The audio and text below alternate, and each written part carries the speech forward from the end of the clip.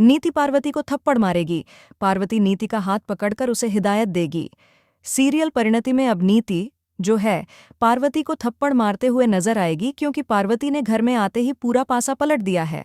उसने घर में परी की मां को अपनी मां का दर्जा दे दिया और यह भी कह दिया कि अब वह इस घर की मालकिन है और उसके कहने पर ही घर में सब कुछ होगा। भाई, नीति को उसका यह बर्ताव पसंद नहीं आया। अब नीति ने सोच लिया है कि वह इस पार्वती को अच्छे से सबक सिखाएगी।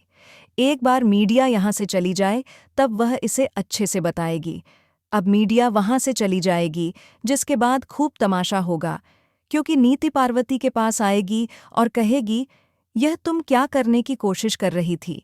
तुमने सबके सामने क्यों कहा कि तुम इस घर की मालकिन हो, अब तुम्हारी चलेगी?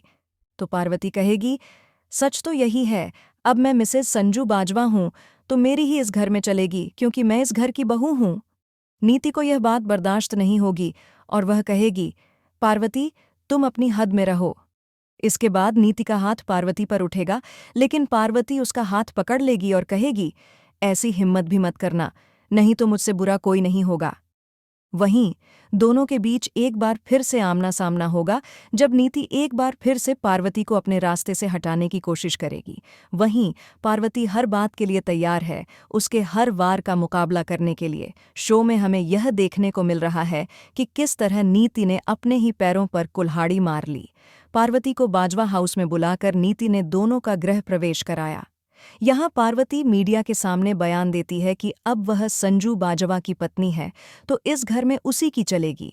वह परी की मां का आशीर्वाद लेती है और कहती है, आप परी की मां हैं और परी की शक्ल मुझसे मिलती है, तो आज से इस घर में आपका दर्जा मेरी मां के रूप में हुआ। भाई, नीति ने परी की मां की काफी बेइज्जती की, लेकिन पार्वती ने उसे चुप करा दिया। वहीं बेबे भी परी की मां की बेइज्जती करती है, लेकिन पार्वती के रहते वहां कोई भी कुछ नहीं बोल पा रहा है। यहाँ सभी इस बात से खुश हैं कि पार्वती ने आते ही सब कुछ कंट्रोल में कर लिया और नीति का मुंह बंद कर दिया, लेकिन नीति से बातों का बर्दाश्त नहीं हो पा रहा है।